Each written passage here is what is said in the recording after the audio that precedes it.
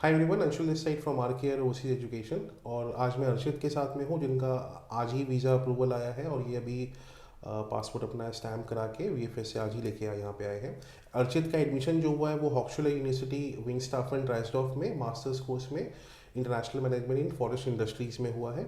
और ये summer 23 intake के लिए भी वहाँ पे जा रहे हैं। क्लासेस शायद ऑनलाइन शुरू हो चुकी है आपकी अब। Yes sir. और मोस्ट प्रोबेबली ये वहाँ पे अब फर्स्ट वीक ऑफ मई तक वहाँ पे पहुँचेंगे ज्वाइन करने के लिए क्लासेस को।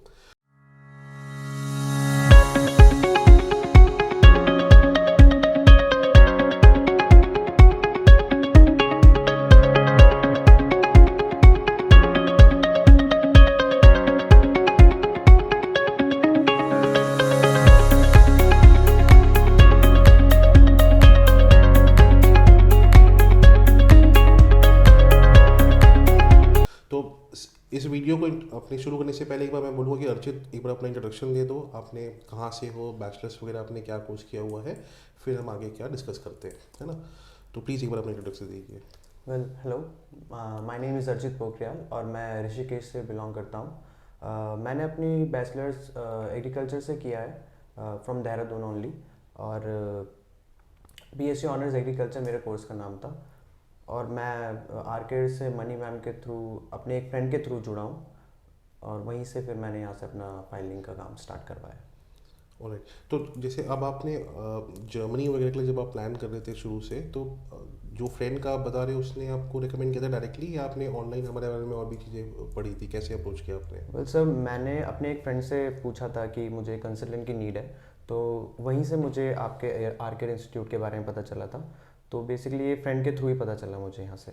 फिर मैंने थोड़ा रिसर्च नेट में भी किया था, ऐसे में डायरेक्टली नहीं आता, लेकिन मैंने पहले नेट वगैरह में देखा। तो सर उसके बाद मैंने फिर मैम से कांटेक्ट किया था, मनी मैम से डायरेक्टली। उसके बाद सर मेरा काम स्टार्ट हो गया था। ठीक है। तो अब मान लो जैसे आपका बैचलर्स का जो कोर्स है ये BSc bachelors in agriculture studies का था, 4 साल का कोर्स था ये, है यस ना। सर। तो जहाँ तक मेरे को याद है कि आप जब पहली बार आए थे बात करने के लिए भी, तो आपको काफ़ी सारे डाउट्स थे कि मेरे को इसमें एडमिशन मिलेगा कि नहीं मिलेगा। तो फिर उस वो कैसे आपने ट्रस्ट किया, क्या रीज़न था कि भाई आपने ये डिसाइड किया कि हाँ ठीक है, मैं आर्केड के थ्रू अगर जाता हूँ तो मेरे को जर्मनी में एक पब्लिक यूनिवर्सिटी में एडमिशन मिल जाएगा? क्या वो रीजंस रहे होंगे? सर स्टार्टिंग में बैचलर्स करने के बाद तभी मैंने डिसाइड किया था कि मुझे जर्मनी जाना है। लेकिन सर मुझे कोई वो पता नहीं था कि प्रोसीजर क्या है एक्चुअल में। ना ही मुझे फ़ीस का पता था, ना ही मुझे ब्लॉक अकाउंट का पता था। और एपीएस अभी इंट्रोड्यूस होता जब मैंने बैचलर्स किया था, तो मुझे आइडिया कुछ नहीं था। तो सर उसके बाद कुछ फ्रेंड्स मेरे थे जिन्होंने मुझे थोड़ा थोड़ा हिंट देना स्टार्ट कर दिया था। लेकिन असल चीज़ मुझे तभी पता चली जब मैंने मनी मैम से डायरेक्टली फ़ोन में बात करी। तो सर वो काफ़ी देर तक बात हुई थी और काफ़ी चीज़ें मुझे उस समय क्लियर हुई थी। तो फिर मनी मैम ने मुझे फ़ोन में ही कांटेक्ट करना स्टार्ट कर दिया था और बाकी के स्टाफ से मैं कोऑर्डिनेट करना स्टार्ट कर दिया था। धीरे धीरे करके सर मुझे सारी चीज़ों की नॉलेज होती रही। और फिर मैंने एक बार आरकेआर विज़िट भी किया था फिजिकली। और सर धीरे धीरे करते करते मुझे सारी की सारी चीज़ों के बारे में पता चला था। चलो, तो मतलब कुल मिला के अगर मैं पूछूँ कि आपका एक्सपीरियंस कैसा रहा आर्केड के साथ में पूरे प्रोसेस में, एडमिशन वगैरह के लिए यूनिवर्सिटी एप्लीकेशन हो गया, या क्या क्या आपको सपोर्ट मिला, अगर उसके बारे में भी कुछ बताना चाहते हो तो?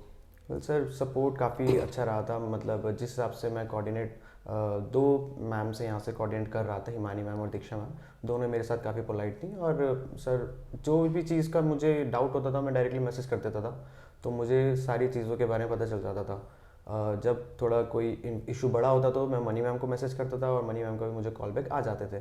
तो सर ज़्यादा ऐसी दिक्कत हुई नहीं मुझे बिल्कुल भी।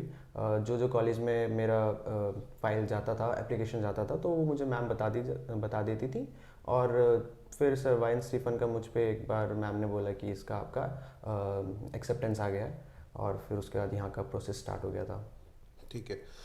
अब जब ये एडमिशन आपका जब यहाँ से कंफर्म हुआ इस वाली यूनिवर्सिटी में, उसके बाद में फिर, क्योंकि वीज़ा को लेके काफ़ी सारे और भी स्टूडेंट को बहुत सारी प्रॉब्लम्स फेस करनी पड़ी थी, क्योंकि एपीएस वगैरह भी आ गया था। जैसे आपने खुद ही बोला कि भाई ब्लॉक अकाउंट वगैरह यस के लिए कैसे हेल्प चाहिए थी। तो वीज़ा के प्रोसेस में कहीं पे भी कोई प्रॉब्लम आई, या वो भी सारा कुछ स्मूथली ही रहा है आपका प्रोसेस? सर, मेरा प्रोसेस तो लकीली सब कुछ स्मूथली रहा था।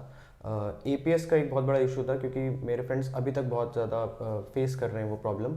उनका अभी तक एपीएस का कंफर्मेशन नहीं आया। लेकिन जैसे मैंने आरकेड से मैं ज्वाइन हुआ था यहाँ से, तो मेरा एपीएस काफ़ी पहले ही अप्लाई कर दिया गया था। तो सर एपीएस मेरा जितना उसका टाइम था उतने ही टाइम में आ गया था, 35 डेज़ अराउंड मेरा एपीएस आ गया था। तो वो काफ़ी अच्छा था। और सर क्योंकि वीज़ा लगाने के लिए जितना मुझे पता चला था एपीएस सबसे पहले नीडेड था, तो वो एक मतलब अच्छा हो गया था मेरे लिए कि एपीएस आ गया था।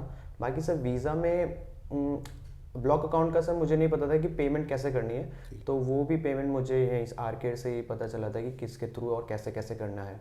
तो वो हेल्प भी मुझे बहुत अच्छे से मिल गई थी यहाँ से, कोई उसमें कोई इशू मुझे लगा नहीं ऐसा। ठीक है। अब इसमें एक इम्पॉर्टेंट पॉइंट है, क्योंकि ये वीडियो आप लोग अभी देख रहे होंगे, एपीएस जब रिड्यूस हुआ था या उसकी जो इन्फॉर्मेशन आई थी वो आपका अगस्त सितंबर के आसपास में आ गया था। तो जितने भी स्टूडेंट्स ऑलरेडी हमारे साथ में उस समय भी जुड़े हुए थे उनका हमने सबसे पहला काम कराया था कि हमने एपीएस ही अप्लाई करवा दिया था। अब जब ये स्टार्ट हुआ था एपीएस का प्रोसेस, उस टाइम पे एपीएस वालों ने खुद ही लिखा हुआ था वेबसाइट में कि वो 4 से 8 हफ्ते का टाइम लेंगे एपीएस का सर्टिफिकेट इशू करने में। आज के टाइम में वो सेम चीज़ वो लोग बोल रहे हैं कितना, 4 महीने का। वो 4 महीने में भी लोगों की नहीं आ रहे। मेरे खुद के स्टूडेंट्स हैं जो अभी 5 महीने भी हो गए, उनको रोज़ चक्कर लगा रहे हैं एपीएस के, बट नहीं आ पा रहा है ना। तो कोई भी स्टूडेंट अगर जर्मनी के लिए प्लान करना चाहता है, ये वाला विंटर इनटेक मान लो हो गया, या नेक्स्ट वाले के लिए भी अगर प्लान कर रहे हो आप लोग, एपीएस सबसे पहले अप्लाई करके छोड़ दो। एडमिशन लाना, किस यूनिवर्सिटी में अप्लाई करना, डॉक्यूमेंटेशन का काम हो गया, वो सारा कुछ हम लोग हैंडल कर सकते हैं। बट एपीएस में ना ही हमारा कोई इन्फ्लुएंस होना है, ना ही आप लोग का कोई इन्फ्लुएंस बन पाता है। तो वो आप लोग सबसे पहला काम करो कि आप एपीएस अप्लाई करके रखो। बाकी सारी चीज़ें जो है वो स्मूथली हो ही जाती है यहाँ पे। एडमिशन्स वगैरह में भी अगर आपके क्राइटेरिया, जैसे इनके भी क्राइटेरिया सब पूरे हो रहे हैं, तो क्राइटेरिया अगर पूरे होंगे तो आपको कोई ना कोई पब्लिक यूनिवर्सिटी वहाँ पे एडमिशन मिल जाता है जर्मनी के अंदर में। तो अर्चित, लास्ट आपसे एक चीज़ पूछना चाहूँगा, खुश हो इस एडमिशन से? सब चीज़ें टाइमली हो गई है? कुछ और कोई जो बाकी स्टूडेंट्स हैं उनको भी कोई फीडबैक देना चाहते हो आप, या रिकमेंड करना चाहते हैं कि भाई वो भी हमारे थ्रू आए, एप्लीकेशंस करवाएं? तो वो एक चीज़ आपसे और जानना चाहते हैं हम लोग। यस सर, मैं बिल्कुल खुश हूँ, मेरा वीज़ा आ गया है आज। और मेरा जो जितना भी मेरा यहाँ से एक्सपीरियंस है काफ़ी अच्छा रहा है मेरा। Thank you. अच्छी यूनिवर्सिटी मुझे मिल गई है और मैं अब मई फर्स्ट वीक में फ्लाई भी कर जाऊँगा। तो बाकी स्टूडेंट्स को या बाकी जो मेरे कलीग होंगे उनको मैं यही रिकमेंड करूँगा कि आप आर के आएँ और आप अपना भी यहाँ से फाइलिंग का काम स्टार्ट करवाएँ। चलो, थैंक यू सो मच। सो किसी को भी अगर मान लो, अगर आप लोग बैचलर्स मास्टर्स जर्मनी की पब्लिक यूनिवर्सिटी में, या मान लो हाउस बिल्डिंग का प्लान कर रहे हो, अगर आप लोग देख रहे हो कि आपको डायरेक्टली एज अ नर्स वहाँ पे जॉब ढूंढ रहे हो, या डॉक्टर्स वगैरह को भी अगर वहाँ पे प्लेसमेंट जो हम लोग ने शुरू कर दिया कराने का, ऐसा कोई भी असिस्टेंस अगर आपको चाहिए, आप लोग कॉल कर सकते हो हम लोग को, यूट्यूब पे कमेंट्स डाल सकते हो, या डायरेक्टली आप कॉल भी ईमेल्स भी कर सकते हो हमें। तो keep watching us, keep supporting us, and thank you for watching this video.